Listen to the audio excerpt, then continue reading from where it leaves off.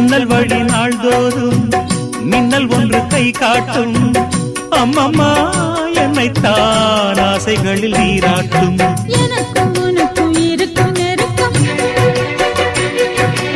இளமை தொடங்கி முதுமை வரைக்கும்.